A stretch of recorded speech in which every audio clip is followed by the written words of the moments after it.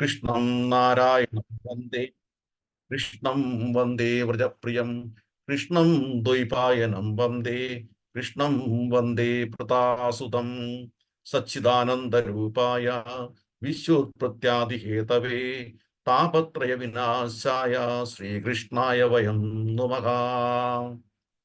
ശ്രീമദ്ഭാഗവതം നാമപുരാണം ലോകവിശ്രുതം ശുണ്യാ ശ്രദ്ധയാ യുക്തോ മമാ സന്തോഷകാരണം.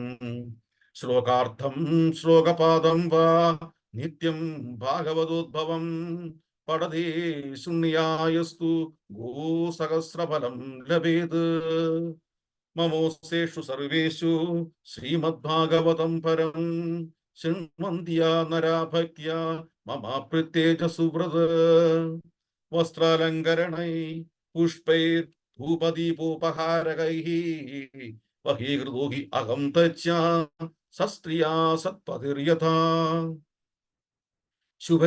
ശുഖരൂപ പ്രബോധജ്ഞാ സർവശാസ്ത്ര വിശാരദ ഏതത് കഥാ പ്രകാശേന മേധജ്ഞാനം വിനാശയാ. ഓം നമോ ഭഗവതേ വാസുദേവായ. ഓം നമോ ഭഗവതേ വാസുദേവായ. ഓം നമോ ഭഗവതേ വാസുദേവായ. ജന്മാദ്യസ്യ യതോ അന്യയാത് ഇതരതശ്ച അർദ്ധേഷു അഭിജ്ഞസ്വരാട് തേനേ ബ്രഹ്മഹൃദായ ആദികവയേ മുഹ്യന്തി യസ്സൂരയഃ. തേജോ വാരിമൃതാം യഥാ വിനിമയോ യത്ര ത്രിസർഗോ അമൃഷാ ധാംനാ സേന സദാ നിരസ്തകുകം സത്യം പരം ധീമഹി.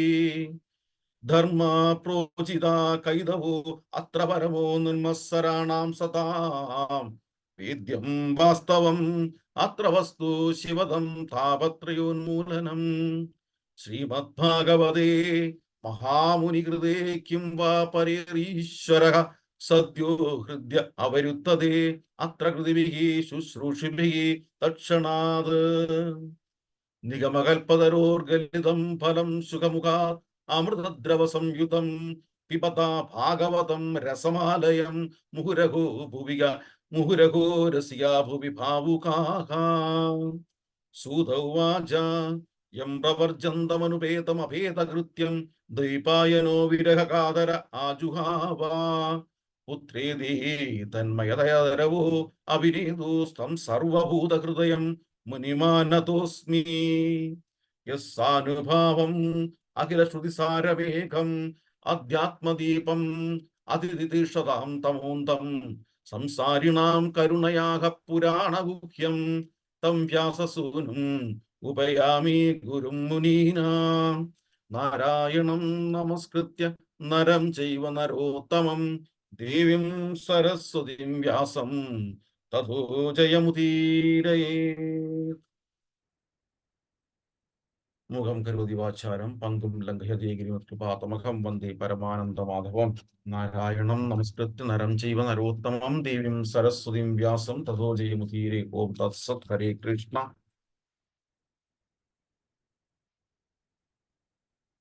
വീണ്ടും അതുപോലെ ശ്രീ അനന്തപത്മനാഭ സത്സംഗത്തിലെ ശ്രേഷ്ഠരായ എല്ലാവരെയും കാണാൻ സാധിക്കുന്നതിൽ, എല്ലാവരുമായിട്ട് സംവദിക്കാൻ സാധിക്കുന്നതിൽ വളരെ സന്തോഷം. ഹരേ കൃഷ്ണ. അനുഗ്രഹീത നിമിഷങ്ങൾ. ഹരേ കൃഷ്ണ. ഇപ്പം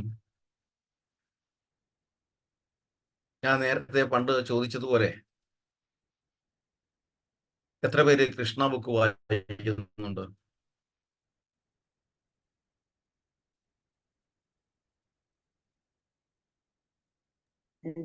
കൃഷ്ണ ബുക്ക് എത്ര പേര് വായിക്കുന്നുണ്ട്? എപ്പോഴും വായിക്കുന്നില്ല, ചിലതൊക്കെ എടുത്ത് വായിക്കുന്നുണ്ട്. എത്ര ഭാഗങ്ങൾ വായിച്ചിട്ടുണ്ട്?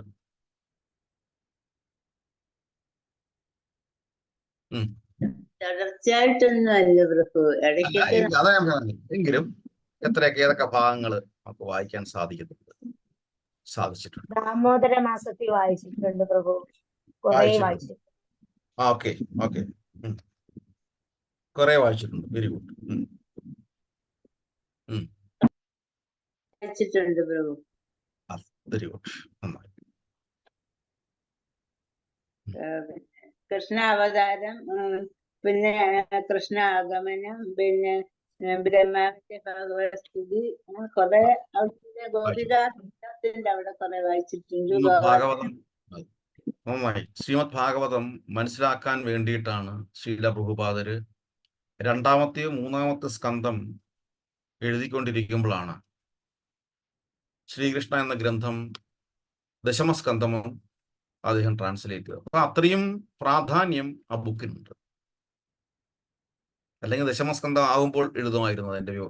അതിന്റെ വിശദാംശങ്ങൾ ഗദ്യരൂപത്തിൽ ഞാനൊരു പുസ്തകം തയ്യാറാക്കിയിട്ടുണ്ടെന്ന് ശ്രീല പ്രഭുപാദർ അന്നേക്കും ശ്രീല പ്രഭുപാദർക്ക് പറയാൻ പറ്റുമായിരുന്നു. പക്ഷെ അതല്ല കാര്യം. ആനുകാലിക ഘട്ടങ്ങളിൽ ഈ കാലഘട്ടത്തിൽ ഈ സപ്താഹം, പ്രത്യേകിച്ച് അഭിനവാചാര്യന്മാർ സപ്താഹം ചെയ്യുമ്പോൾ ഭഗവാന്റെ രാസലീലയെ കുറിച്ച് ആയിരിക്കും കൂടുതൽ പറയാൻ അവർക്ക് ഇഷ്ടവും. അത് തെറ്റായ വ്യാഖ്യാനവുമായിരിക്കും, കേൾക്കുന്നവർക്ക് തെറ്റായ രീതിയിലുമായിരിക്കും എടുക്കുന്നത്. നമ്മൾ തന്നെ എത്രയോ പേര് ചോദിച്ചിട്ടുണ്ടല്ലേ, നിങ്ങൾ കൃഷ്ണന്റെ ആൾക്കാരെന്ന് പറഞ്ഞാൽ. അപ്പൊ അങ്ങോട്ട് പോകുന്നില്ല.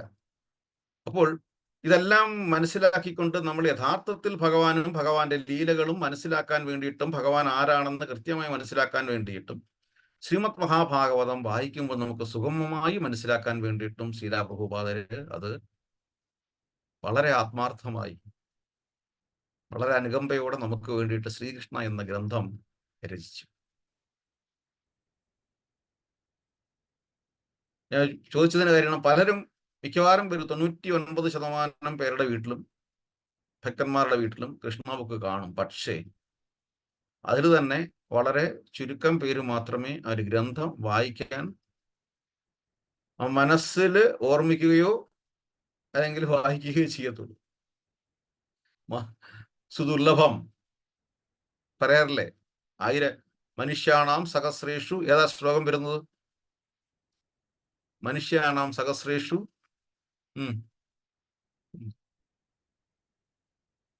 ഹരേ കൃഷ്ണ. ശ്ലോകം ഭഗവത്ഗീതയില് 7-ാം അധ്യായത്തിലെ 3-ാമത്തെ ശ്ലോകം. എന്തോ 7-ാമത്തെ അധ്യായത്തിലെ 3-ാമത്തെ ശ്ലോകം. അതെ, 7-3 വായിച്ചോളൂ. മനുഷ്യാണാം സഹസ്രേഷു. ഓം നമോ ഭഗവതേ വസ്തുതേ. മനുഷ്യാണാം സഹസ്രേഷു കച്ചിത് യദതി സിദ്ധയേ യദതാമപി സിദ്ധാനാം കച്ചിന്മാം വേത്തി തത്വതഃ. ഹരേ കൃഷ്ണ. മീനിങ് വായിക്കണോ പ്രഭു? വേണ്ട, വിവർത്തനം മാത്രം. ഹരേ കൃഷ്ണ. വിവർത്തനം ശ്രീല പ്രഭുപാദർക്ക് ജയ്. ഹരേ കൃഷ്ണ. ആയിരക്കണക്കിന് ആളുകൾ ചിലപ്പോൾ ഒരാൾ പൂർണ്ണത നേടാൻ ഉദ്യമിച്ചേക്കാം. അങ്ങനെ പൂർണ്ണത നേടിയവരിലും ഒന്നിലേറെ പേർ എന്നെ തികച്ചും അറിയുന്നതുമില്ല. ഹരേ കൃഷ്ണ. പൂർണ്ണത നേടാൻ വേണ്ടിയിട്ടാണ് നമ്മൾ ഈ പുസ്തകങ്ങളൊക്കെ വായിക്കുന്നത്, ആണോ അല്ലേ? ഇതൊന്ന് വായിച്ചാൽ കൊള്ളാം, എന്താണെന്ന് പറഞ്ഞിരിക്കുന്നത് കൊള്ളാം, അല്ലെങ്കിൽ ആ പ്രഭു ഒന്ന് പറഞ്ഞതല്ലേ, പുറവേ നടന്ന് ചോദിച്ചതല്ലേ, ഒരു പുസ്തകമെങ്കിലും എടുക്കണേന്ന് ചോദിച്ചറിയുന്ന ഒരു പുസ്തകവും പോയിട്ടില്ല, പ്രഭു ഒന്ന് എടുക്കൂ എന്ന് പറഞ്ഞത് കൊണ്ടല്ലേ എന്നൊക്കെ വിചാരിച്ച് ഏതെങ്കിലും കാരണങ്ങളാൽ നമ്മൾ എടുത്ത് വാങ്ങിച്ചു വെക്കും. പക്ഷേ അത് പൂർണ്ണത നേടാൻ ശ്രമിച്ചേക്കാം എന്ന പാതയിൽ എടുക്കാം. അതിലും ആയിരക്കണക്കിന് ഒരാൾക്ക് മാത്രമേ എൻ്റെ അടുത്ത് വരാൻ സാധിക്കത്തുള്ളൂ. ആ ഒരു ഭാഗ്യത്തിന് വേണ്ടിയിട്ടാണ് ശ്രീലാ പ്രഭുപാദര് ഈ ഗ്രന്ഥം ഇത്ര ലളിതമായിട്ട് തർജ്ജമ ചെയ്തു വച്ചിരിക്കുന്നത്. അപ്പൊ ഭഗവാൻ പറയുന്നതല്ല ശരിയാ, ഇല്ലേ? ശരിയല്ലേ?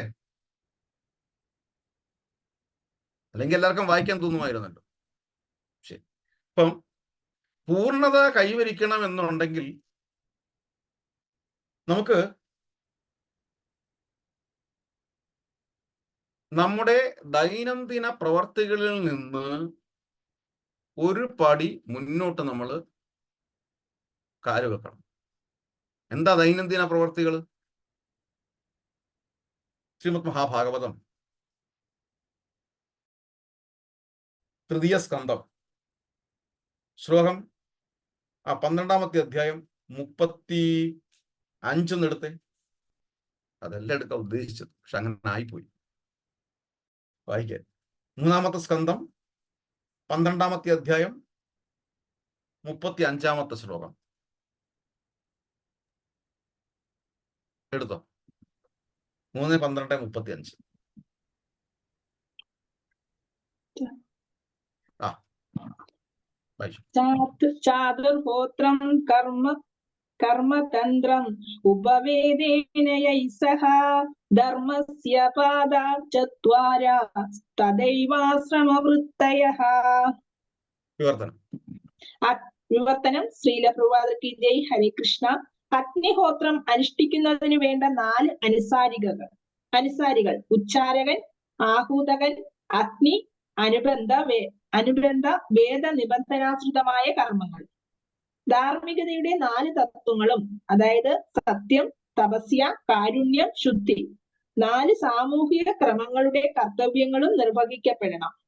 ഹരേ കൃഷ്ണ. ഹരേ കൃഷ്ണ. അതിന്റെ ഭാവാർത്ഥത്തിലോട്ടൊന്ന് പോയിക്കാട്ടെ. ഹരേ കൃഷ്ണ. ശ്രീലപ്രഭാതർക്ക് ജയ്. ഭാവാർത്ഥം: ഭക്ഷിക്കുക, ഉറങ്ങുക, പ്രതിരോധിക്കുക, ഇണചേരുക എന്നീ ഭൗതികമായ ശാരീരിക ആവശ്യങ്ങൾ മൃഗങ്ങൾക്കും മനുഷ്യകുലത്തിനും പൊതുവായി ഉള്ളതാണ്. സാമൂഹികമായ ഇതെല്ലാവർക്കും ഒരുപോലുള്ളതാണ്. പരിപൂർണത നേടുന്നതിനുള്ള പാത ഇതല്ല. ഇതെല്ലാവരും ഒരുപോലെയാണ്. കൊല്ലം റെയിൽവേ സ്റ്റേഷന്റെ കീഴിൽ പോയി കഴിഞ്ഞാലും തിരുവനന്തപുരം റെയിൽവേ സ്റ്റേഷന്റെ കീഴിൽ പോയി കഴിഞ്ഞാലും വളരെ സന്തോഷമായിട്ട് ഭിക്ഷയെടുത്ത് ജീവിക്കുന്ന ആൾക്കാരെ നമുക്ക് കാണാൻ പറ്റും. അവരുടെ മുഖത്തും സന്തോഷമുണ്ട്. ശരിയല്ലേ? ആണോ? വഴിയെ പോകുന്ന നായകരുടെ മുഖത്തും അവനും ഒരു സന്തോഷമുണ്ട്. ഇതെല്ലാം എല്ലാവരും ചെയ്യുന്ന ഒരു കാര്യക്രമ പരിപാടികളാണ്. പക്ഷേ ഇതെല്ലാം മനുഷ്യന്റെ പരിപൂർണമായ അവസ്ഥ എന്ന് ഭാഗവതം നമ്മളെ സൂചിപ്പിക്കുന്നു, പഠിപ്പിച്ചു തരുന്നു. നോക്കുമ്പോൾ ശരിയാണ്, എല്ലാവരും എല്ലാം ചെയ്യുന്നുണ്ട്. പിന്നെ നമ്മളും അവരും തമ്മിലുള്ള ബന്ധം എന്താ? ഹരേ കൃഷ്ണ. വായിച്ചോളൂ. ഹരേ കൃഷ്ണ. സാമൂഹികമായ അന്തസ്സുകളുടെയും ജീവിതക്രമങ്ങളുടെയും അടിസ്ഥാനത്തിലുള്ള ധാർമ്മിക കർമ്മങ്ങളുടെ നിർവഹണമാണ് മാനവ സമൂഹത്തെ മൃഗങ്ങളിൽ നിന്നും വ്യതിരിക്തമാക്കുന്നത്.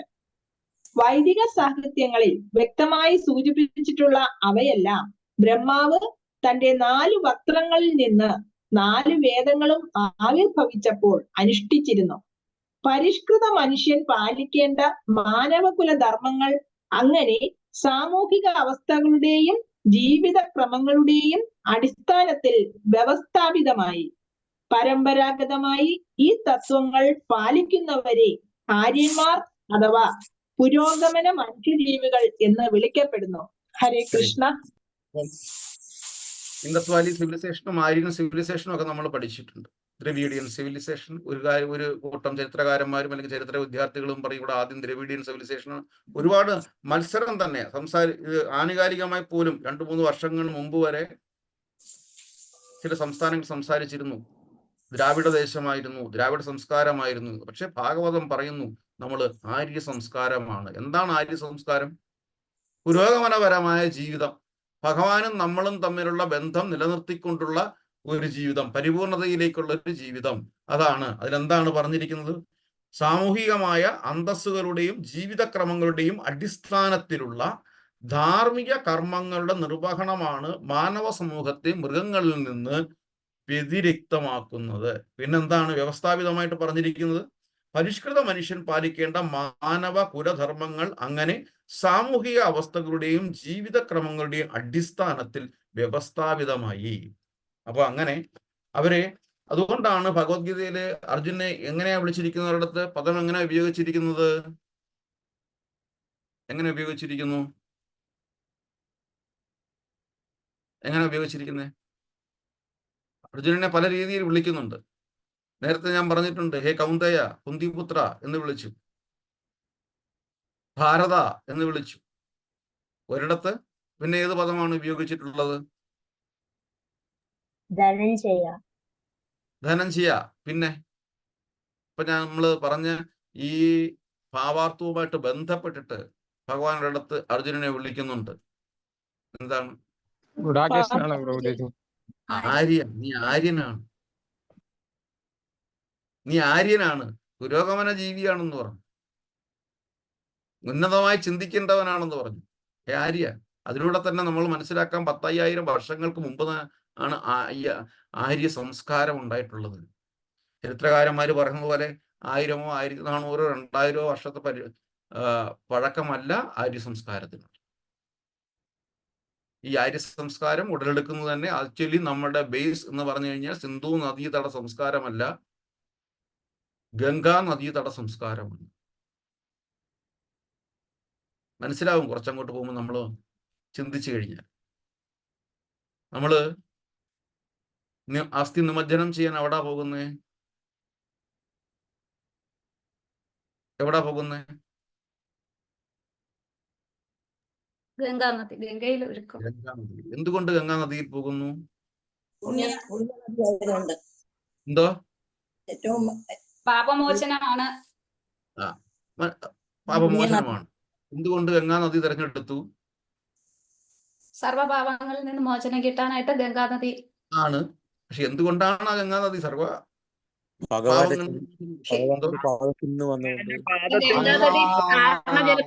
കാരണജലമായിട്ട് ഒഴുകി ഭൂമിയില് ഭഗവാന്റെ പാദങ്ങൾ, അതായത് നമ്മുടെ ഒറിജിനൽ നിവാസം എവിടുന്നാണ് വന്നത്? നമ്മൾ ആക്ച്വലി എവിടുന്നാണ് വന്നിരിക്കുന്നത്? ആ ഭഗവാന്റെ അടുത്ത് നിന്ന്, ഗോലോക വൃന്ദാവനത്തിൽ നിന്നാണ് വന്നിരിക്കുന്നത്. ആ ഗോലോക വൃന്ദാവനത്തിൽ വന്ന നമ്മള് തിരിച്ച് അതേപോലെ ഗോലോക വൃന്ദാവനത്തിലേക്ക് തിരിച്ചു പോവുകയാണ് ഗംഗാ നദിയിലൂടെ. അപ്പൊ നമ്മുടെ സംസ്കാരം ഏതാ? ഗംഗാനദിയുടെ സംസ്കാരം. പക്ഷെ ഇൻഡസ് എന്ന് പറയുന്ന സിന്ധു നദീതട സംസ്കാരത്തിനെ വെച്ച് ഇന്ത്യ എന്ന് പ്രവചിക്കുന്നുണ്ടല്ലോ. അവിടെ നിൽക്കട്ടെ മാതാജി, ഞാൻ പറഞ്ഞില്ലേ നേരത്തെ ചരിത്രകാരന്മാർക്ക് എത്ര ശീല പ്രഭുപാദര് പറയുന്നതിന് വിട്ട് അവർക്കും ഒരു ബുദ്ധിക്കൊരു പരിമിതിയില്ലേ? അവർക്ക് ചെയ്യാൻ പറ്റുന്നതല്ലേ അവർക്ക് ചെയ്യാൻ പറ്റത്തുള്ളൂ. ആണോ? അവർക്ക് അവിടെ വരെ പോകാൻ പറ്റുള്ളൂ. നമുക്ക് തെറ്റാണെന്ന് പറയാൻ പറ്റുമോ? അതാണ് ആത്മീയമായ ബുദ്ധിയും ഭൗതികമായ ബുദ്ധിയും തമ്മിലുള്ള വ്യത്യാസം. ഒരുപക്ഷെ അന്ന് ഭഗവാനെ അവർക്ക് മനസ്സിലാക്കാൻ സാധിച്ചിരുന്നുവെങ്കിൽ, ഭഗവത്ഗീത അവർക്ക് വായിക്കാൻ സാധിച്ചിരുന്നുവെങ്കിൽ, ചരിത്ര വിദ്യാർത്ഥികൾക്ക് ഇവിടെ അർജുനനെ ഭഗവാൻ ആര്യൻ എന്ന് വിളിക്കുമ്പോൾ ഈ ഭഗവത്ഗീത എഴുതിയിരിക്കുന്നത് എത്ര വർഷം മുമ്പാണ് എന്നവർ ചിന്തിക്കുമായിരുന്നല്ലോ, ഇല്ലേ? അപ്പോൾ അവര് വീണ്ടും മുന്നോട്ട് പോകില്ലായിരുന്നോ? 5000 വർഷങ്ങൾക്ക് മുമ്പാണ് ഭഗവത്ഗീത എഴുതിയിട്ടുണ്ട് എങ്കിൽ തീർച്ചയായിട്ടും ഈ സിന്ധു നദീതടമല്ല, അവിടെ മറ്റേതോ ഒരു നദീതടം ഉണ്ടെന്ന് മനസ്സിലാക്കുമായിരുന്നല്ലോ, ഇല്ലേ? അവിടെയാണ്. അപ്പൊ അതുകൊണ്ട് ചരിത്ര വിദ്യാർത്ഥികൾ മാർക്ക് കിട്ടാൻ വേണ്ടിയിട്ട് തന്നെ എഴുതി വെച്ചേരെ. പക്ഷെ യാഥാർത്ഥ്യം പഠിക്കുന്നവരും മനസ്സിലാക്കണം. ഗംഗാ നദീതട സംസ്കാരം മാധവിക്ക് പറഞ്ഞ മനസ്സിലാവുന്നുണ്ടോ? ഹരേ കൃഷ്ണ. ഇതൊന്നും ഡിബേറ്റിനൊന്നും പോകരുത് കേട്ടോ. ആയിട്ട് ഇതൊക്കെ നമ്മൾ അതെ, നമ്മൾ പഠിക്കാൻ വേണ്ടിയിട്ടും കേൾക്കാൻ താല്പര്യമുള്ളവരിടത്തും മാത്രമേ ഇത്തരം കാര്യങ്ങൾ, അതൊക്കെ എന്താ വളരെ ഗൂഢമാണ്. ഇത്തരം ഗൂഢമായ കാര്യങ്ങൾ മാർക്കറ്റിൽ വിളിച്ചു പറയാനുള്ളതല്ല, സോഷ്യൽ മീഡിയയിൽ വിളിച്ചു പറയാനുള്ളതല്ല. ഹരേ കൃഷ്ണ. പക്ഷെ നമ്മൾ യാഥാർത്ഥ്യം മനസ്സിലാക്കിയെങ്കിൽ മാത്രമേ നമുക്കും ഭൗതികമായ രീതിയിൽ പോലും പഠിക്കണം. ഒരാൾക്ക് PhD എടുക്കണം, ചരിത്രത്തെ ബേസ് ചെയ്തിട്ടാണ് PhD എടുക്കേണ്ടത്. ഇത് കൂടാതെ, ഭഗവത്ഗീത കൂടാതെ എങ്ങനെ PhD എടുക്കാൻ പറ്റും? ചരിത്രം പറ്റുമോ? പറ്റത്തില്ല. അത്രയേ ഉള്ളൂ. അപ്പം നമുക്ക് ചരിത്ര വിദ്യാർത്ഥികൾ പോലും പഠിക്കുന്നതിന് വേണ്ടിയിട്ട് നമ്മൾ ഭഗവത്ഗീതയും ഭാഗവതവും നമ്മൾ റെഫറൻസ് ആയിരിക്കണം, ബേസ് ചെയ്തിരിക്കണം. എങ്കിൽ മാത്രമേ ചരിത്രത്തെ നമുക്ക് കൂടുതൽ മനസ്സിലാക്കാൻ പറ്റത്തുള്ളൂ. അത് അവിടെ നിൽക്കട്ടെ. അപ്പോൾ അങ്ങനെ ഉള്ള ഒരു ഗംഗാ നദീതട സംസ്കാരം, ആ സംസ്കാരത്തിൽ ഭഗവാനുമായിട്ട് അടുക്കാൻ ഭഗവാൻ കൃഷ്ണൻ നേരെ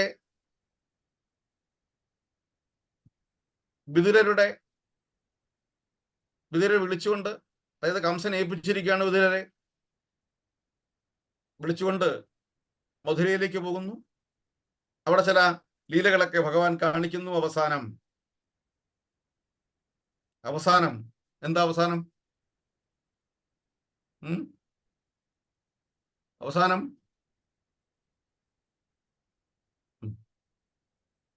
ദേവകീ പരമാനന്ദം കൃഷ്ണം വന്ദേ ജഗദ്ഗുരും. എന്താണ് ആ ശ്ലോകം? ഏതാണ്? കംസ ചാണൂരമർദ്ദനം. ആ കംസ ചാണൂരമർദ്ദനം ദേവകീ പരമാനന്ദം കൃഷ്ണം വന്ദേ ജഗദ്ഗുരു. ആ വസുദേവസുതം ദേവം കംസ ചാണൂരമർദ്ദനം ദേവകീ പരമാനന്ദം കൃഷ്ണം വന്ദേ ജഗദ്ഗുരു. ഇത് ഈ ശ്ലോകം വളരെ ശ്രേഷ്ഠമായ ശ്ലോകമാണ് കേട്ടോ. നമുക്ക് അകാരണമായി നമുക്ക് ഭയം ഉണ്ടാകുന്നു, എന്തൊക്കെയോ ഉത്കണ്ഠകൾ ഉണ്ടാകുന്നു, നമ്മളെ സംരക്ഷിക്കാൻ ആരുമില്ല എന്ന് ഉദ്ദേശിച്ച് നമുക്ക് ഭയം, എന്തിനൊക്കെയോ, പ്രത്യേകിച്ച് മരണഭയം. ഈ ശ്ലോകം നമ്മൾ ആത്മാർത്ഥമായിട്ട് സ്മരിച്ചുകൊണ്ട് ഭഗവാനെ പ്രാർത്ഥിച്ചാൽ മതി.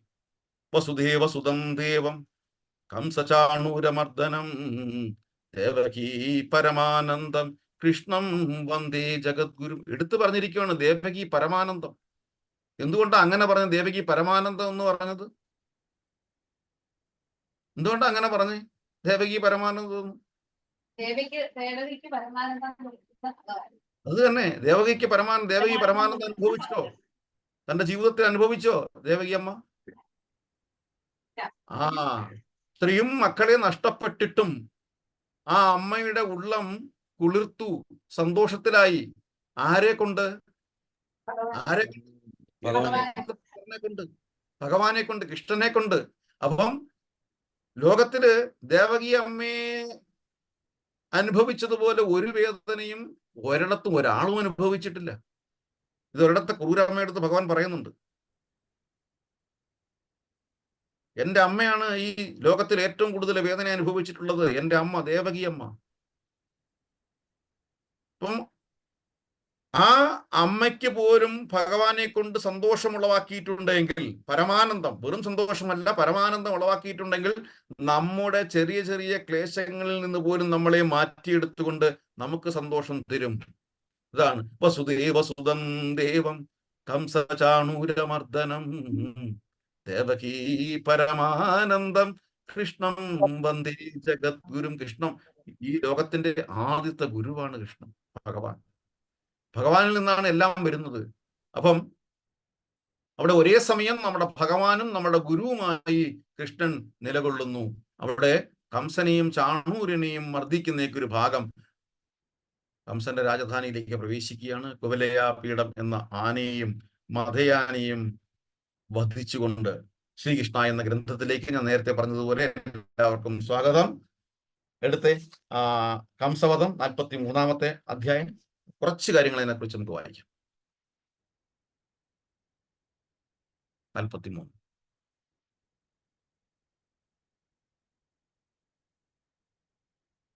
എടുത്തോ. 43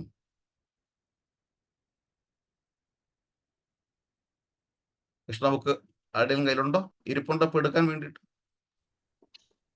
ഉണ്ട് പ്രഭു. മാതാജിമാരാരെങ്കിലും വായിക്കുന്നില്ല.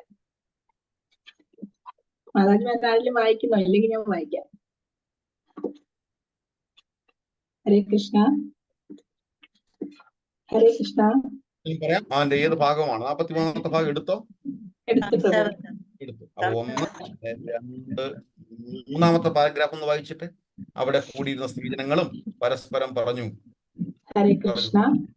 അവിടെ സന്നിഹിതരായിരിക്കുന്ന സ്ത്രീജനങ്ങൾ മുഴുവൻ തന്നെ കുറിച്ച് ഉത്കണ്ഠാകുലരാണെന്ന് ജീവാത്മാക്കളുടെയൊക്കെ പരമാത്മാവായ കൃഷ്ണന് മനസ്സിലായപ്പോൾ മല്ലയുദ്ധം അവസാനിപ്പിച്ച് ഒട്ടും വൈകാതെ ഒരു മിനിറ്റ്, എന്റെ പാരഗ്രാഫ് പഴയ ബുക്കായത് കൊണ്ടായിരിക്കാം പാരഗ്രാഫ് വ്യത്യാസമുണ്ട്. അവിടെ കൂടിയിരുന്ന പ്രിയപ്പെട്ട കൂട്ടുകാരികളെ ജനങ്ങളും പരസ്പരം പറഞ്ഞു തുടങ്ങി. പ്രിയപ്പെട്ട കൂട്ടുകാരികളെ, സദാ പുഷ്പമാല്യങ്ങളും അണിഞ്ഞ് ജ്യേഷ്ഠ സഹോദരനായ ബലരാമനുമൊത്ത് ഗോക്കളെ മേയ്ക്കുന്ന പരമവിശിഷ്ട വ്യക്തിയുടെ സാന്നിധ്യത്തിൽ അനുഗ്രഹീതമായ വൃന്ദാവന ഭൂമിയുടെ ഭാഗ്യാതിരേകം ഒന്ന് സങ്കല്പിച്ചു നോക്കുവിൻ. സദാ ഗോപ സുഹൃത്തുക്കളുമായി കൂട്ടുചേർന്നിരിക്കുന്ന ഭഗവാന്റെ അതീന്ദ്രിയമായ ആ വേണുവാദനം എത്ര കൃത്യം! ശിവൻ, ബ്രഹ്മാവ് തുടങ്ങിയ മഹാദേവന്മാരും ലക്ഷ്മി ദേവിയും സദാ ആരാധിക്കുന്ന കൃഷ്ണന്റെയും ബലരാമന്റെയും അരവിന്ദ സമാനമായ ചേർവടികൾ എപ്പോഴും ദർശിക്കുന്ന വൃന്ദാവനവാസികൾ എത്ര ഭാഗ്യമുള്ളവരാണ്! പരമദിവ്യോത്തമ പുരുഷനെ അനുഭവിച്ചറിയാനും അനന്വയമായ ആ അതീന്ദ്രിയ സൗന്ദര്യം ദർശിക്കാനും ഒരവസരം നൽകാൻ പാകത്തിൽ വൃന്ദാവനത്തിലെ പെൺകിടാങ്ങൾ എന്തെന്ത് പുണ്യകർമ്മങ്ങളാണ് അനുഷ്ഠിച്ചിരിക്കുന്നതെന്ന് നമുക്ക് കണക്കാക്കാൻ പോലും ആവില്ല. ഭഗവാന്റെ സൗന്ദര്യത്തിന് ഉപമാനമില്ല. ശരീരത്തിന്റെ മിനുക്കത്തിലോ ആകാര വടിവിന്റെ ശോഭയിലോ അദ്ദേഹത്തിനൊപ്പമോ തുല്യമോ ആയി ആരുമില്ല.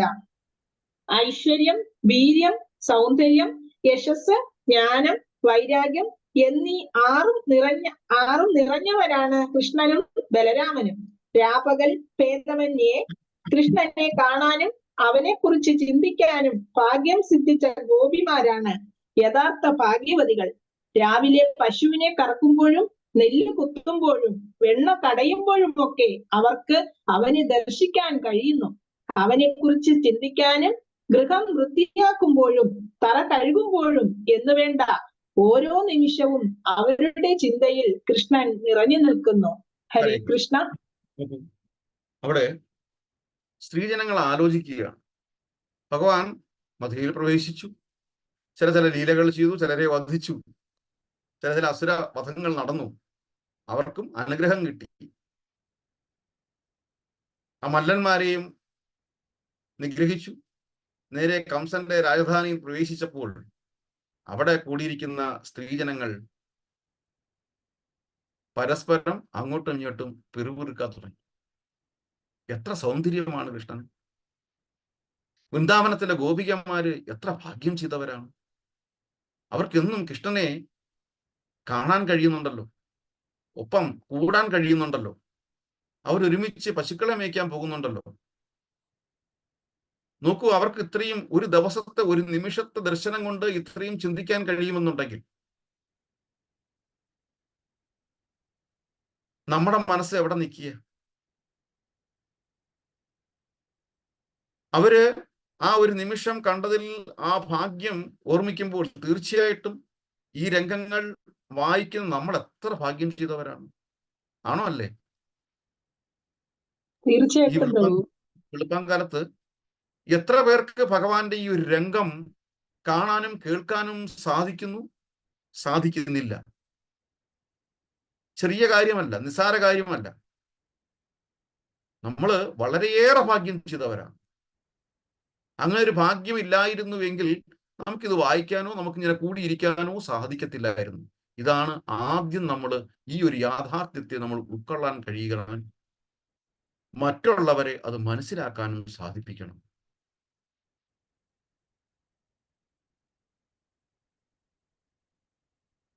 ഇവിടെ ശിവൻ, ബ്രഹ്മാവ് തുടങ്ങിയ മഹാദേവന്മാരും ലക്ഷ്മി ദേവിയും സദാ ആരാധിക്കുന്ന കൃഷ്ണന്റെയും ബലരാമന്റെയും അരവിന്ദ സമാനമായ ചേവടികൾ, ആ കാൽപ്പാടങ്ങൾ, പാദുകങ്ങൾ. ഇവിടെ വീണ്ടും പറയുകയാണ്, ഭഗവാന്റെ സൗന്ദര്യത്തിന് ഉപമാനമില്ല. ആ ശരീരം, സൗന്ദര്യം. അപ്പം ഭഗവാന്റെ സൗന്ദര്യത്തെ പറ്റി അല്ലെങ്കിൽ ഭഗവാൻ ഒരു നിർവചനം കൊടുത്തു. ആരെയാണ് ഭഗവാൻ എന്ന് വിളിക്കേണ്ടത്? എല്ലാത്തിനും ഒരു നിർവചനമുണ്ട്. എല്ലാത്തിനും നേരത്തെ പറഞ്ഞു വെച്ചിട്ടുണ്ട്, എല്ലാത്തിനും ഒരു പ്രമാണമുണ്ട്. തസ്മാ ശാസ്ത്രം പ്രമാണന്തി. ശാസ്ത്രത്തിലുള്ള രീതിയിൽ ആണ് നമ്മൾ പോകേണ്ടത്. അതുപോലെ തന്നെ ആ ശാസ്ത്രത്തെയാണ് നമ്മൾ ഏത് കാര്യത്തിനും റഫറൻസ് ആക്കി വെക്കേണ്ടത്. അവിടെയാണ് ഭഗവാൻ ആരാണ്, ഭഗവാന്റെ നിർവചനം എന്താണ് എന്ന് പറഞ്ഞിരിക്കുന്നത്. എന്താണ് ഭഗവാന്റെ നിർവചനം? എന്താ ഭഗവാന്റെ നിർവചനം?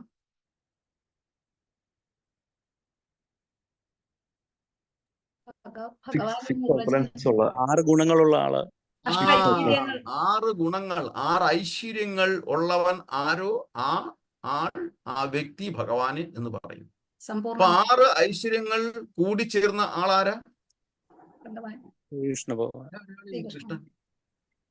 അവിടെയാണ് ആ നിർവചനം കൊടുത്തിരിക്കുന്ന ആരാ? ആ നിർവചനം ആരാ കൊടുത്തേ? വ്യാസമഹർഷിയുടെ പിതാവും സാക്ഷാൽ മഹാദേവരുടെ പരമഭക്തനുമായ പരാശരമുനി. ഈ 6 ഐശ്വര്യങ്ങൾ കൂടി ചേർന്നതാണ് ആളിനെ ഭഗവാൻ എന്ന് പറയാം, അതായത് കൃഷ്ണ എന്ന് നമുക്ക് വിളിക്കാം എന്ന് പരാശര മുനി അവിടെ സ്ഥാപിച്ചെടുത്തു. ആ 6 ഐശ്വര്യങ്ങൾ ഏതാ? ഐശ്വര്യം, സമ്പത്ത്, വീര്യം, ഐശ്വര്യം, സൗന്ദര്യം, യശസ്സ്, സമ്പത്ത്, ഐശ്വര്യം, ശക്തി. ആ ശക്തി. ഇവിടെ പരിത്യാഗം ഏറ്റവും അവസാനം. എല്ലാം ഉണ്ട്, പക്ഷെ പലരിലും ഈ പറഞ്ഞിരിക്കുന്ന ഈ 5 എണ്ണം, 6ൽ 5 എണ്ണം പല രീതിയിലും പ്രകടമാകും. പക്ഷേ പരിത്യാഗം എല്ലാം ഉണ്ട്, പക്ഷെ ഒന്നും എന്റേതല്ല എന്നൊരു ഭാവം അത് ഭഗവാന് മാത്രമേ ഉള്ളൂ. അതുകൊണ്ടാണ് ഭഗവാൻ എന്ന നിർവചനത്തിൽ കൃഷ്ണൻ വരുന്നു. അപ്പൊ അങ്ങനെ അവിടെ ആ ഗോപികമാരെ കുറിച്ച് അവിടെ കൂടിയിരിക്കുന്ന സ്ത്രീകൾ പരസ്പരം പറയുകയാണ്, അവര് എത്ര ഭാഗ്യവതികളാണ്. ഉണ്ടുമ്പോഴും ഉറങ്ങുമ്പോഴും നെല്ലുകുത്തുമ്പോഴും വെണ്ണ കടയുമ്പോഴും ഒക്കെ അവർക്ക് ഭഗവാനെ ദർശിക്കാൻ കഴിയും. അവർ ഭഗവാനെ സ്മരിച്ചുകൊണ്ട് നമുക്ക് ദർശിക്കാൻ സാധിക്കുമോ? സാധിക്കത്തില്ല. അങ്ങനെ സാധിക്കുമോ? സാധിക്കത്തില്ലേ? സാധിക്കുമോ? സാധിക്കണം. എങ്കിൽ മാത്രമേ ഭഗവാനെ നമുക്ക് എപ്പോഴും അനുഭവിച്ചറിയാൻ പറ്റത്തുള്ളൂ. രസോഹമപ്സു കൗന്ദേയ പ്രഭാസ്മി ശശിസൂര്യയോ പ്രണവ ശബ്ദ വേദേഷു ശബ്ദുഖേ ശ്ലോകവേദ ശബ്ദുഖേ പൗരുഷു രസോ അഹമപ്സു കൗന്ദേയ. ഏതാ ശ്ലോകം വരുന്നത്? ഏതാ അധ്യായം? രസോ അഹമപ്സു കൗന്ദേയ. ഈ ജലത്തിന്റെ രുചി ഞാനാണ്. എടുക്കൂ. ഈ ജലത്തിന്റെ രുചി ഞാനാണ്. രസോ അഹമപ്സു കൗന്ദേയ. നമ്മള് ദാഹിക്കുമ്പോൾ, വെള്ളം കുടിക്കുമ്പോൾ ആ വെള്ളത്തിൽ ഭഗവാനെ നമ്മൾ ഓർമ്മിക്കണം. ഈ ജലത്തിന്റെ രുചി ഞാനാണ് എന്ന് പറയുന്നു. കൃഷ്ണ, ഭഗവാനെ അങ്ങേ ആണല്ലോ ഞാൻ ഇപ്പോൾ അനുഭവിച്ചറിയുന്നത് എന്ന് മനസ്സിൽ വിചാരിക്കണം. അപ്പോൾ നമ്മൾ ഗോപന്മാരുടെ ആ ഒരു പ്ലാറ്റ്ഫോമിൽ ഓരോ പ്രവൃത്തി ചെയ്യുമ്പോഴും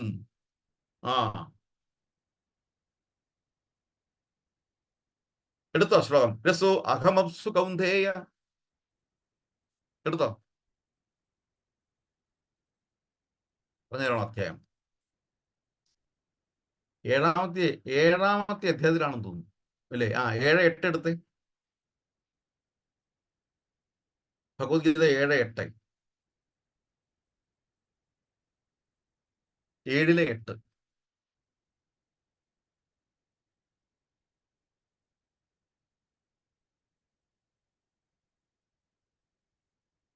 ഭഗവത്ഗീത അധ്യായം 7 ശ്ലോകം നമ്പർ 8. രസോഹമപ്സു കൗന്ദേയ പ്രഭാസ്മി ശശിസൂര്യയോ പ്രണവ സർവവേദേഷു ശബ്ദഹേ പൗരുഷം നൃഷോ.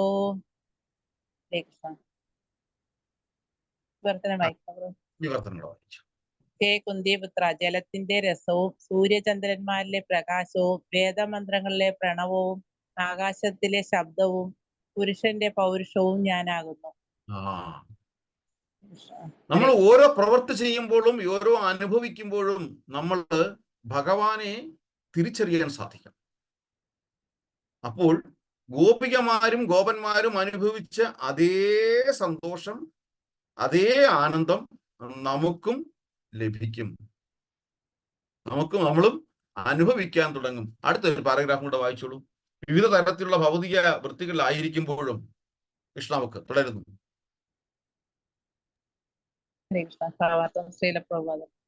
ഭഗവാൻ ആധ്യാത്മികങ്ങളും ഞാൻ പറഞ്ഞത് കൃഷ്ണാബുക്ക് തുടരുന്നു. നേരത്തെ വായിച്ച പാരഗ്രാഫിന്റെ വിവിധ തരത്തിലുള്ള. ഹരേ കൃഷ്ണ. കുറുരമ വായിക്കുന്നുണ്ട് മാതാജി. ഹരേ കൃഷ്ണ. വിവിധ തരത്തിലുള്ള ഭൗതിക വൃത്തികളിലായിരിക്കുമ്പോഴും കൃഷ്ണാവബോധം പുലർത്തുന്നത് എങ്ങനെ എന്നതിന് ഉത്തമ ഉദാഹരണമാണ് ഗോപികമാർ. കൃഷ്ണനെക്കുറിച്ചുള്ള ചിന്തയിൽ നിരന്തരം മുഴുകിയിരിക്കുമ്പോൾ ഒരുവനെ ഭൗതിക വൃത്തികളുടെ മാലിന്യങ്ങൾ ബാധിക്കില്ല. അങ്ങനെ വരുമ്പോൾ ഗോപിമാർ എപ്പോഴും പൂർണ്ണ സമാധിയിലാണ്. അതാണല്ലോ ദിവ്യശക്തിയുടെ പരമോന്നത വിധാനം. സദാ കൃഷ്ണചിന്തയിൽ ഏർപ്പെട്ടിരിക്കുന്നവരാണ് യോഗിമാരിൽ വെച്ച് ഉത്തമനായ യോഗി എന്ന് ഭഗവത്ഗീതയിൽ സ്ഥിരീകരിച്ചിട്ടുണ്ട്. ഒരു സ്ത്രീ മറ്റൊരുവളോട് പറഞ്ഞു, പ്രിയപ്പെട്ട കൂട്ടുകാരെ, ഗോപികമാരുടെ പ്രവർത്തനങ്ങളെ സർവശ്രേഷ്ഠമായ ഭക്തിയായി നാം അംഗീകരിക്കണം.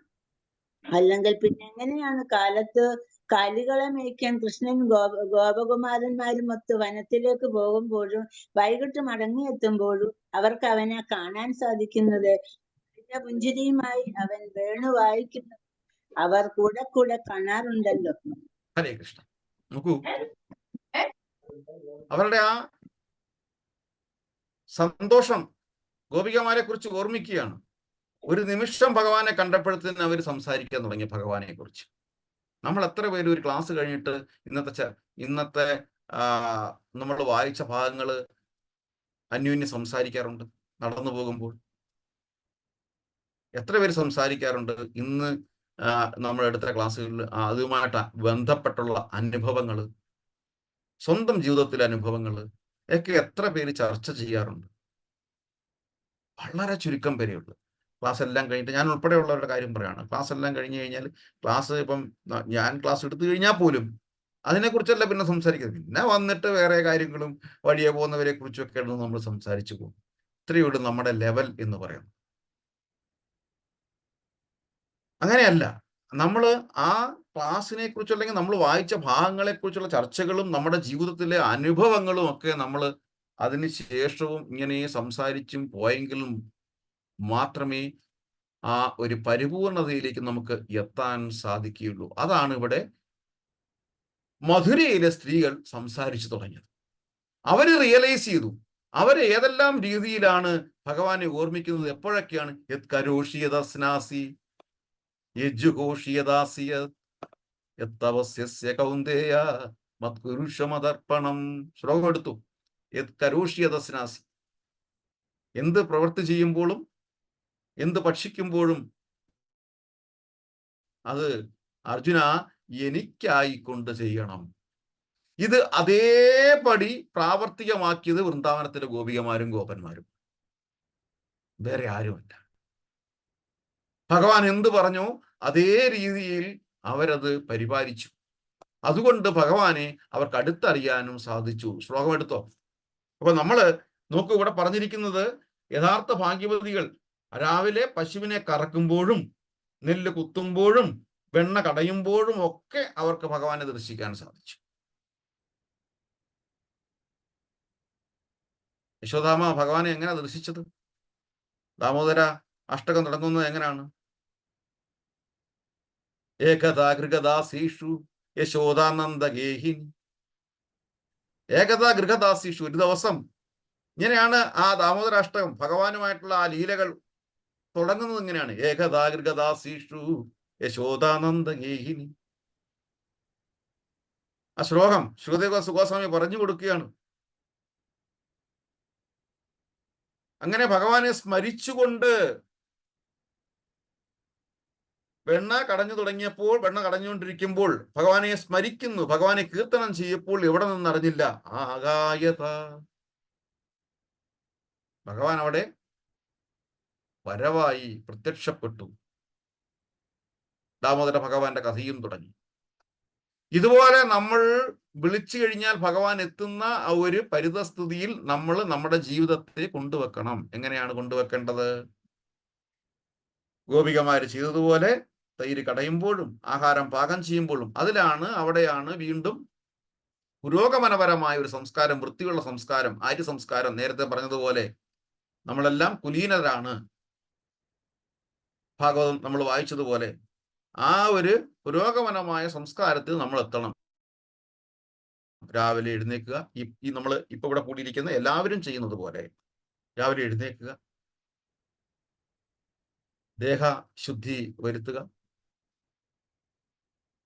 അതിനുശേഷം ആചമനം ചെയ്യുക, ഭഗവാന് വേണ്ടിയിട്ട് അടുക്കള ഒരുങ്ങുക. അതായത് ഒരു ഗൃഹത്തിന്റെ യജ്ഞശാലയാണ് അടുക്കള എന്ന് പറയുന്നത്, കിച്ചൺ എന്ന് പറയുന്നത് യജ്ഞശാലയാണ്. എന്തുകൊണ്ട് യജ്ഞശാലയാണെന്ന് പറഞ്ഞത്? എന്തുകൊണ്ടാണ് യജ്ഞശാലയാണെന്ന് നമുക്ക് പറയാൻ സാധിക്കുന്നത്? അഗ്നി ഉള്ളതുകൊണ്ട്. എന്നാലും ഒന്നുകൂടെ വരട്ടെ. ഭഗവാന് വേണ്ടിയിട്ടുള്ള പ്രസാദം അതാണ് ഞാൻ പറഞ്ഞത്. ശ്ലോകം എടുത്തു വെച്ചോ. എടുത്തോ ശ്ലോകം എടുത്തോ, സമയമില്ല. അർജുന, നീ എന്ത് ചെയ്താലും, എന്ത് പ്രവൃത്തി ചെയ്തു കഴിഞ്ഞാലും, എന്ത് ദാനം ചെയ്തു കഴിഞ്ഞാലും, എന്ത് ഭക്ഷിച്ചു കഴിഞ്ഞാലും അത് എനിക്കായി ചെയ്യണം. അത് ഗോപികമാരോട് പ്രാർത്ഥികമാക്കി. അതുകൊണ്ടാണ് നമ്മൾ പറഞ്ഞത് യജ്ഞശാലയായിരിക്കണം. എന്തുകൊണ്ട് യജ്ഞശാല എന്നൊരു വാക്ക് വന്നു? ഒരിക്കലും കൃഷ്ണനും ബലരാമനും അങ്ങനെ പശുക്കളെ മേയിച്ച് മുന്നോട്ട് പോയി സാധാരണയുള്ള വനാന്തര അതിർത്തിയും വിട്ട് മുന്നോട്ട് ഇരിക്കുമ്പോഴാണ് അവർക്ക് വിശന്നു തുടങ്ങിയത്. കൂട്ടുകാർ പറഞ്ഞു, കൃഷ്ണ, ഒരടി ഇനി മുന്നോട്ട് വെക്കാൻ ഞങ്ങൾക്ക് പറ്റത്തില്ല, വിശന്ന് തളർന്നുപോയി. കൃഷ്ണൻ ഒന്ന് ചിരിച്ചു. കൃഷ്ണൻ പറഞ്ഞു, ഒരു 10 ചുവടും കൂടെ മുന്നോട്ടൊന്ന് വെക്ക്, അപ്പോൾ ഒരു വീട് കാണാൻ പറ്റും. അവിടെ ബ്രാഹ്മണര് യജ്ഞം ചെയ്തുകൊണ്ടിരിക്കുക, ഒരു ഭഗവാനെ പ്രീതിപ്പെടുത്താൻ വേണ്ടിയിട്ട് യജ്ഞം ചെയ്തുകൊണ്ടിരിക്കുക. ഒരുപാട് ഭക്ഷണങ്ങൾ ഉണ്ടാക്കിയിട്ടുണ്ട്. അവിടെ ചെന്ന് ചോദിച്ചാൽ മതി, പറഞ്ഞാൽ മതി, എന്റെ പേര് പറഞ്ഞാൽ മതി. വേണമെങ്കിൽ ബലരാമനെ കൂടെ കൂട്ടുപിടിച്ചു, അദ്ദേഹത്തിന്റെ പേരും കൂടെ ഒന്ന് പറഞ്ഞേരെ. അപ്പൊ ഞങ്ങളുടെ പേരങ്ങോട്ട് പറഞ്ഞാൽ മതി, കിട്ടും. 16 വിഭവങ്ങൾ ഉണ്ടാക്കി വെച്ചിരിക്കുകയാണ്. ചെന്നു അവര്. ഒരാള് മൈൻഡ് ചെയ്തില്ല. എല്ലാവരും യജ്ഞത്തിന്റെ തിരക്കിലാണ്. ഹവിസുകൾ അങ്ങനെ അഗ്നിയെ അർപ്പിച്ചുകൊണ്ടിരിക്കുകയാണ്. അവർ കുറെ നേരം കാത്തിരുന്നു, നോക്കുന്നില്ല. അവസാനം വിളിച്ചു പറഞ്ഞു, ഓ പുരോഹിതന്മാരെ, ഞങ്ങൾ പറയുന്ന കേൾക്കുന്നുണ്ടോ? ഞങ്ങൾ കാണുന്നുണ്ടോ? അങ്ങ് കൃഷ്ണനും ബലരാമനും പറഞ്ഞയച്ചിരിക്കുകയാണ് ഞങ്ങൾക്ക് വിശക്കുന്നു, ഇവിടെ എന്തൊക്കെയോ ഉണ്ടാക്കി വെച്ചിട്ടുണ്ടെന്ന് പറഞ്ഞു. കുറച്ച് തന്നയക്കാൻ പറഞ്ഞു. അവരൊന്ന് തിരിഞ്ഞു നോക്കി ശബ്ദം കേട്ടിട്ട് പറഞ്ഞു, ഞങ്ങൾ ഭഗവാനെ പ്രീതിപ്പെടുത്താനുള്ള യജ്ഞത്തിലാണ്, യജ്ഞം കഴിയുന്നതുവരെ കാത്തിരിക്കണം, ഇപ്പൊ തരാൻ പറ്റത്തില്ലെന്ന്. അവർ വിഷമിച്ച് തിരിച്ച് കൃഷ്ണന്റെയും ബലരാമന്റെയും അടുത്ത് നിന്നു, കാര്യങ്ങളെല്ലാം പറഞ്ഞു. കൃഷ്ണൻ ഒന്ന് ചിരിച്ചു. ശരി, നിങ്ങളൊരു കാര്യം ചെയ്യും, അതേ വീട്ടിൽ തന്നെ പോവുക, പക്ഷെ ഇപ്പം പോകേണ്ടത് പടിഞ്ഞാറ് വശത്ത് ചെന്നാൽ മതി, അടുക്കളയുടെ ഭാഗത്ത് ചെന്നാൽ മതി. അവിടെ അവരുടെ ഭാര്യമാരിരിപ്പുണ്ട്, കൊച്ചു വർത്തമാനം പറഞ്ഞിരിക്കുക. അവിടെ ചെന്ന് പറഞ്ഞാട്ട്, ഞങ്ങൾ പറഞ്ഞെന്ന് പറഞ്ഞാൽ മതി. കൂട്ടുകാർക്ക് ഇഷ്ടം പറഞ്ഞതല്ലേ, നമുക്ക് നോക്കാം, ഏതായാലും വിശക്കുന്നു, അല്ല പിന്നെ വേറെ വഴിയൊന്നും ഇല്ലല്ലോ എന്ന് ചിന്തിച്ചും പറഞ്ഞും അവര് നേരെ അതേ യജ്ഞങ്ങൾ ചെയ്യുന്ന ഗൃഹത്തിലെത്തി. അവര് അടുക്കള ഭാഗത്തെത്തി ആ സ്ത്രീകളോട് പറഞ്ഞു, ഞങ്ങള് ദൂരെ നിന്ന് വന്നവരാണ്, കൃഷ്ണന്റെയും ബലരാമന്റെയും കൂട്ടുകാരാണ്, വിശക്കുന്നു, ഇവിടെ വന്ന് ചോദിച്ചു കഴിഞ്ഞാൽ എന്തെങ്കിലും കിട്ടും എന്ന് കൃഷ്ണൻ പറഞ്ഞു. സ്ത്രീകള് വളരെ സന്തോഷത്തോടെ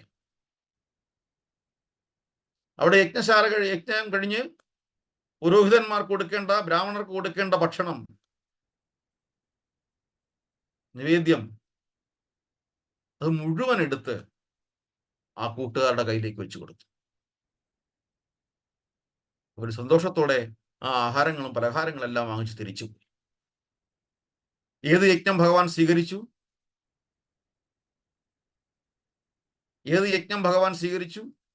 പുരോഹിതന്മാർ ചെയ്യുന്നതിനേക്കാൾ മുൻപേ അവിടെ ആ സ്ത്രീകൾ യജ്ഞം ചെയ്തിരുന്നു. ആ യജ്ഞമാണ് നമ്മളും അടുക്കളയിൽ ചെയ്യുന്നത്.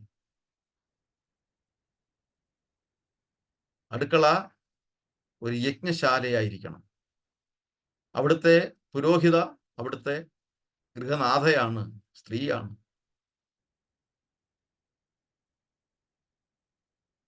ബ്രാഹ്മണരായ ഭർത്താക്കന്മാർ ചെയ്ത യജ്ഞത്തെക്കാൾ ശ്രേഷ്ഠമായി ഭഗവാൻ കണ്ടത് നിഷ്കളങ്കരായ അവരുടെ ഭാര്യമാര് ചെയ്ത ആ യജ്ഞമാണ്.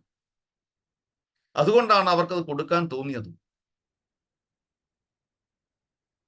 അതുകൊണ്ടാണ് പണ്ട് അടുക്കള എന്ന് പറയുമ്പോൾ വളരെ വൃത്തിയുള്ളതായിരിക്കണമെന്നും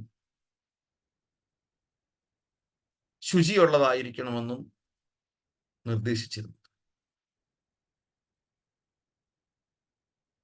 ഭഗവാന് വേണ്ടിയിട്ടായിരിക്കണം നമ്മൾ ചെയ്യുന്നത്. അപ്പോൾ നമ്മൾ ഹരേ കൃഷ്ണ മഹാമന്ത്രം ജപിച്ചുകൊണ്ട് എങ്ങനെയാണോ യശോദാമ്മ ഭഗവാനെ സ്മരിച്ചത് തൈര് കടയുമ്പോൾ, എങ്ങനെയാണോ ഇവിടെ പറഞ്ഞിരിക്കുന്നത് പോലെ നെല്ല് കുത്തുമ്പോഴും എണ്ണ കടയുമ്പോഴും ഒക്കെ എങ്ങനെയാണോ അവിടെ ഗോപസ്ത്രീകൾ ഭഗവാനെ സ്മരിച്ചത് എന്നതുപോലെ തന്നെ ആയിരിക്കണം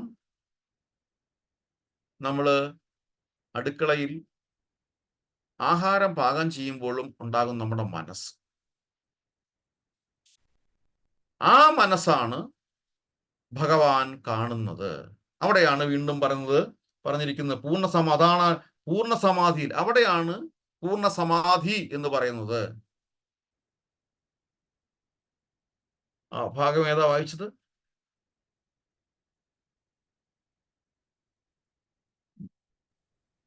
വിവിധ തരത്തിലുള്ള യോഗിനാമഭി സർവേഷം. ഭഗവത്ഗീതയിൽ ശ്ലോകം വരുന്നുണ്ട്, യോഗിനാമഭി സർവേഷാം. എടുത്തു വെച്ച ശ്ലോകം ശീലാ പ്രഭുപാദരുടെ പ്രഭാഷണങ്ങളിൽ ഏറ്റവും കൂടുതൽ ആവർത്തിച്ചിരിക്കുന്ന ശ്ലോകങ്ങളിൽ ഒരു ശ്ലോകമാണിത്. അതുപോലെ തന്നെ ഭഗവത്ഗീതയുടെ ആമുഖത്തിൽ എടുത്തു പറഞ്ഞിരിക്കുന്ന ഒരു ശ്ലോകവുമാണിത്, യോഗിനാമഭി സർവേഷാം. എടുത്തു വെച്ചു. അപ്പൊ അങ്ങനെ അടുക്കള എന്ന് പറയുന്നത് നമ്മൾ അങ്ങനെ അവിടെ അവിടെയാണ് വൃത്തിയുടെ ഭാഗം എന്ന് പറയുമ്പോൾ നമ്മൾ ചിന്തിക്കേണ്ടത്, വൃത്തിയുടെ ഭാഗം എന്ന് പറയുമ്പോൾ ചിന്തിക്കേണ്ടത് മറ്റ് മലീമസമായിട്ടുള്ള കാര്യങ്ങൾ അടുക്കളയിൽ കൊണ്ടുവരാൻ പാടില്ല എന്നുള്ളത്. എന്ന് പറഞ്ഞു കഴിഞ്ഞാൽ മറ്റൊരു മൃതശരീരം, അത് ഏത് ജീവിയുടേതായിക്കോട്ടെ, മനുഷ്യൻ്റെതായിക്കോട്ടെ, പക്ഷികളുടേതായിട്ടുള്ള മൃഗങ്ങളുടേതായിക്കോട്ടെ, ഏതൊരു ജീവിയുടേതാണെങ്കിലും മൃതശരീരം ആ യജ്ഞശാലയ്ക്കുള്ളിൽ കയറ്റാൻ പാടില്ല. അവിടെ കയറിക്കഴിഞ്ഞാൽ നേരത്തെ ദേവാസുര യുദ്ധത്തിൽ രാവണൻ ചെയ്തതുപോലെ ഭഗവാനെ തോൽപ്പിക്കാൻ വേണ്ടിയിട്ട് മാംസങ്ങളൊക്കെ കൊണ്ടെറിഞ്ഞു, രക്തം കൊണ്ടൊഴിച്ചു, മലം കൊണ്ടിട്ടു എന്നതുപോലെ, അതായത് ഭഗവാനെ അവിടുന്ന് ഓടിക്കാൻ എന്നതുപോലെയാണ് നമ്മുടെ അടുക്കള മറ്റൊരു ജീവിയുടെ മൃതശരീരം കൊണ്ടുവരുമ്പോൾ അത് ഭഗവാനെ ഓടിക്കുകയാണ്. അത് ഭഗവാനെ ഗൃഹത്തിൽ നിന്ന് ഓടിച്ചു വിടുകയാണ്. പണ്ട് അതുകൊണ്ടാണ് ഗൃഹങ്ങൾ, നമ്മുടെ കേരളത്തിന്റെ പ്രത്യേക ഘടന അനുസരിച്ചിട്ട് നോക്കുമ്പം ഗൃഹത്തിന്റെ അടുക്കളയുടെ സ്ഥാനം ഈശാന കോണിലായിരിക്കും. തമിഴ്നാട്ടിൽ പോയി കഴിഞ്ഞാൽ വേറെയാണേ. കേരളത്തെ സംബന്ധിച്ചിടത്തോളം കേരളത്തിന്റെ ഘടന പ്രകാരം ഈശാന കോണിൽ കൊണ്ടുവരും. എന്തുകൊണ്ടാണ്? അതൊരു യജ്ഞശാലയാണ്, ഭഗവാന് വേണ്ടിയിട്ടാണ് ഉള്ളത്. അപ്പൊ അത്തരം വൃത്തി മുന്നോട്ട് മുമ്പോട്ട് കൊണ്ടുപോകാൻ പറ്റാത്തൊരു സാഹചര്യത്തിലാണ് വീണ്ടും വാസ്തുദോഷം വരുന്നതും അങ്ങനെ ഒരു വാദം വരുന്നതും. ഈ സാധനത്തിനെ എടുത്തിട്ട്, ഈ അടുക്കളയെ എടുത്തിട്ട് മറ്റ് ഭാഗങ്ങളിൽ കൊണ്ട് സൃഷ്ടിക്കുന്നത്. കാര്യം നമുക്ക് ആ വൃത്തി മുന്നോട്ട് കൊണ്ടുപോകാൻ പറ്റുന്നില്ല എന്ന് മാത്രമല്ല, വീട്ടിൽ കയറി വരുന്ന ഭഗവാനെ ഇറക്കി വിടുന്ന ഒരു പ്രവൃത്തിയും നമ്മൾ ചെയ്യുകയാണ്. അതിനെ അടുക്കള മാറ്റിയാലും മാറ്റിയില്ലെങ്കിലും ആ പ്രവൃത്തി തുടർന്നു കഴിഞ്ഞാൽ അവിടെ ഐശ്വര്യം ഇല്ലാതെയാകും.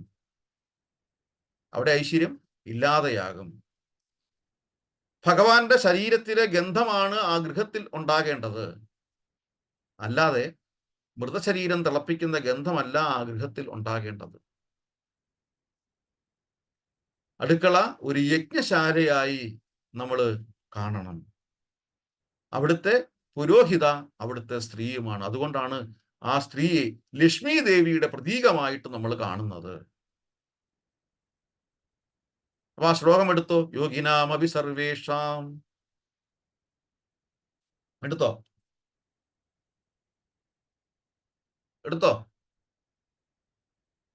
6:47 ഭഗവത്ഗീത 6:47. ഹരേ കൃഷ്ണ പ്രഭു. ആ. യോഗിനാമവി സർവേഷാം മദ്ഗതേന അന്തരാത്മന ശ്രദ്ധവാൻ ഭജതേ യോ മാം സാമേ യുക്തതമോ മദഃ. ആ. അതായത് ഇവർ തന്നെ പൂർണ്ണ വിശ്വാസത്തോടെ എപ്പോഴും എന്നിൽ തന്നെ നിലകൊള്ളുകയും എന്നെ തന്നെ ധ്യാനിച്ചുകൊണ്ട് പ്രേമപൂർവം എന്റെ സേവനത്തിൽ ഏർപ്പെട്ടുകൊണ്ടിരിക്കുകയും ചെയ്യുന്നവനാണ് എല്ലാ യോഗികളിലും വെച്ച് അത്യുത്തമ യോഗിയും എന്നോട് ദൃഢമായി യോഗത്തിൽ ബന്ധപ്പെട്ടിരിക്കുന്നവനും. ഇതാണ് എന്റെ അഭിപ്രായം. ആരുടെ അഭിപ്രായം? ഭഗവാന്റെ അഭിപ്രായം. എന്നോട് ദൃഢതമമായി യോഗത്തിൽ ഏർപ്പെട്ടുകൊണ്ടിരിക്കുന്നവനും. അല്ലാതെ ആഴ്ചയിൽ ഒരിക്കലും മാത്രം ഞാനിത് ഒഴിവാക്കിയിട്ടുണ്ട്, വ്യാഴാഴ്ച ഒഴിവാക്കി, ഏകാദശിക്ക് ഒഴിവാക്കി അല്ല. അവിടെ ദൃഢതമമാവുന്നില്ല. അപ്പം എന്നോട് എപ്പോഴും അതിൻ്റെ ബേസിക് നെസസറി ആയിട്ടുള്ള കാര്യം എന്ന് പറയുന്നത് അവിടുത്തെ സ്ത്രീ ലക്ഷ്മി ദേവിയുടെ പ്രതീകമായിരിക്കണം, പ്രതിനിധിയായിരിക്കണം. അതുപോലെ ആ അടുക്കള യജ്ഞശാലിയായിരിക്കണം. അപ്പോഴാണ് ഈ പറഞ്ഞിരിക്കുന്നത് പോലെ പുരോഗമന ജീവി എന്ന തലത്തിലേക്ക് നമ്മൾ എത്തുന്നത്. അപരിഷ്കൃതമായ ജീവിതത്തിലേക്കല്ല, പുരോഗമനമായ ഒരു ജീവിതത്തിലേക്ക്. ശ്രീമദ് മഹാഭാഗവതം നേരത്തെ വായിച്ചതുപോലെ 3-ാമത്തെ സ്കന്ധം 12-ാമത്തെ അധ്യായം 35-ാമത്തെ ശ്ലോകം വായിച്ചതുപോലെ എല്ലാവർക്കും എല്ലാ കാര്യങ്ങളും ചെയ്യാൻ സാധിക്കും. പക്ഷെ പുരോഗമനപരമായ രീതിയിൽ എത്തുക, ഒരു ആര്യൻ എന്ന് വിളിക്കുന്ന ഒരു ഘട്ടം എന്ന് പറയുന്നത് വൃത്തിയുടെ ഭാഗമാണ്, അത് യജ്ഞത്തിന്റെ ഭാഗമാണ്, അത് ഭഗവാനെ സന്തോഷിപ്പിക്കേണ്ട ഭാഗമാണ്, അത് നമ്മൾ ഭഗവാനിലേക്ക് തിരിച്ചു ചെല്ലേണ്ട ഭാഗമാണ്. വാഞ്ചാകൽപതരൂപ്യച്ച കൃപാസിന്ധൂപ്യേവച പതിതാനാം പാവനേഭ്യു വൈഷ്ണവേഭ്യു നമോ നമഃ. ഒരു 4 മിനിറ്റ് ഇതിലേക്ക് വെച്ചിട്ടുള്ള കാര്യങ്ങൾ സംസാരിക്കാം. സംശയങ്ങൾ അല്ലെങ്കിൽ ഒബ്ജക്ഷൻ, യുവർ ഓണർ, എന്തെങ്കിലും സംസാരിക്കാം. ഹരേ കൃഷ്ണ.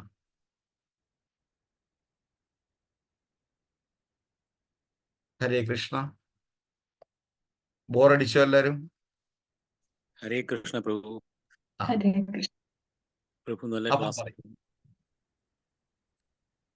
നമ്മള് ബ്രജവാസികളുടെ നമ്മൾ സാധാരണ നമ്മളെ കൂട്ടി പറഞ്ഞ് നമ്മുടെ അത് ഭൗതികത കൂടുന്നതുകൊണ്ടില്ല നമുക്ക്, അല്ലെ മായാശക്തിയുടെ ഇത് കൊണ്ടല്ലേ നമുക്ക് കൂടുതൽ ഇത് പഠിക്കാനുള്ള ഇത് വരാത്തത്. അതുകൊണ്ട് അങ്ങനെയല്ലേ? അതെ. പക്ഷേ നമ്മൾ ആ മായാശക്തി മാറിക്കൊണ്ടല്ലേ, വന്നതുകൊണ്ടല്ലേ നമ്മൾ ഈ പ്ലാറ്റ്ഫോമിൽ എത്താൻ പറ്റിയത്. ഇപ്പൊ മായ മാറിയില്ലേ? മായ മാറി. ഇനി നമ്മൾ മനസ്സ് അതിൽ കോൺസെൻട്രേറ്റ് ചെയ്യുക, മുന്നോട്ട് പോകുക. ഹരേ കൃഷ്ണ. ശരിയല്ലേ? ശരി ശരി. ഹരേ കൃഷ്ണ. ഹരേ കൃഷ്ണ. ഇപ്പൊ നമ്മളെല്ലാം ആര്യന്മാരെന്ന് പറയാലോ പ്രഭു. തീർച്ചയായിട്ടും, യാതൊരു സംശയമില്ല. ഹരേ കൃഷ്ണ. പ്രഭു, ഹരേ കൃഷ്ണ പ്രഭു, ഒരു സംശയം ചോദിക്കട്ടെ പ്രഭു? ആ. പ്രഭു, രാവിലെ പ്രഭു വന്ന് ക്ലാസ് തുടങ്ങുന്നതിന് മുമ്പ് ഞാൻ ഡേറ്റും ഒക്കെ എഴുതി, മുരളി പ്രഭു എന്ന് പേരും എല്ലാം എഴുതി വെച്ചിട്ട് വെറുതെ ഇവിടെ കൃഷ്ണ കർണാമൃതം എന്ന് എഴുതിയായിരുന്നു ഞാൻ. കൃഷ്ണ കർണാമൃതം. ക്ലാസ് അങ്ങോട്ട് തുടങ്ങിയ ഉടനെ പ്രഭു പറഞ്ഞത് കർണാമൃതത്തെ കുറിച്ചാണ്. കൃഷ്ണാമൃതം ബുക്ക് വായിച്ചിട്ടുണ്ടോ എന്നാ ചോദിച്ചത്. എന്റെ കയ്യിൽ ഈ ബുക്കൊന്നുമില്ല, ഞാൻ വെറുതെ എഴുതിയതാ കൃഷ്ണ കർണാമൃതം എന്ന്. പക്ഷെ പ്രഭു ഈ കൃഷ്ണ കർണാമൃതം ബുക്ക് വായിച്ചിട്ടുണ്ടോ എന്ന് ചോദിച്ചു. അതെന്താ പ്രഭു അങ്ങനെ? ഹരേ കൃഷ്ണ. എല്ലാത്തിന്റെ ഒരു നിയോഗങ്ങളാണ്. സബ്ജക്റ്റുകൾ വരുന്നതും വിഷയങ്ങൾ വരുന്നതും നമ്മുടെ കയ്യിലല്ല. ഈ ഇരിക്കുന്നതും സംസാരിക്കുന്നതും നമ്മുടെ കഴിവുമല്ല. അവിടെ ഗുരുവാണ് സംസാരിക്കുന്നത്, നമ്മളല്ല സംസാരിക്കുന്നത്.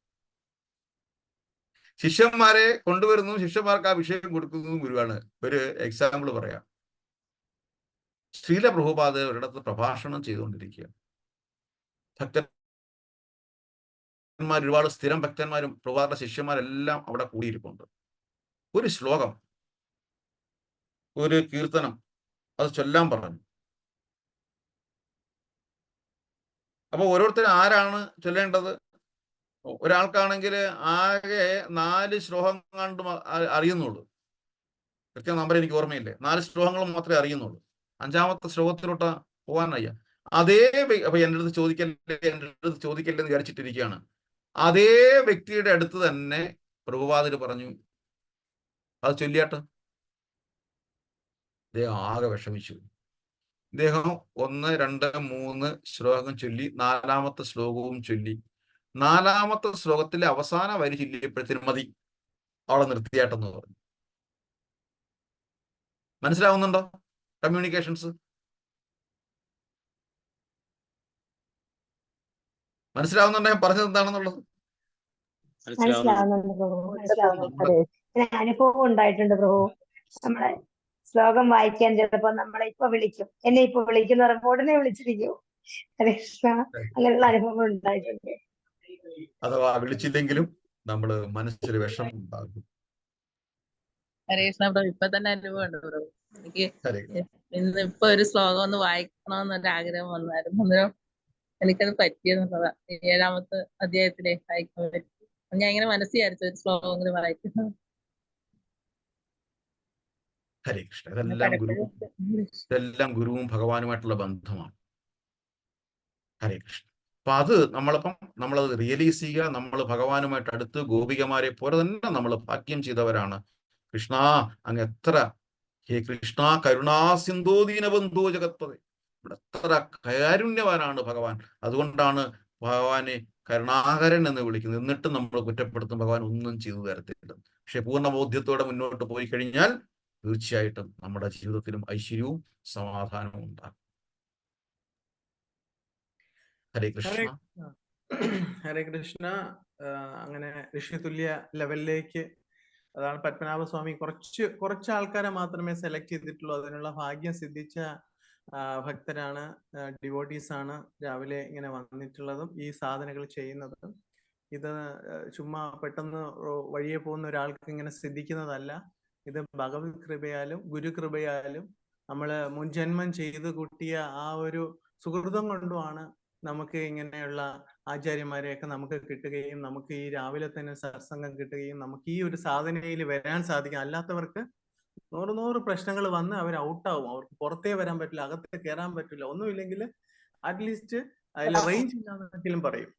അപ്പോ ഭഗവത് കൃപ മാത്രമാണ് ഉള്ളത്. അതുകൊണ്ട് എല്ലാരും വരിക, പ്രഭുജിയോട് ആദരപൂർവ്വം ഒരു 3 പ്രാവശ്യം ഹരേ കൃഷ്ണ മഹാമന്ത്രം ജപിക്കാം.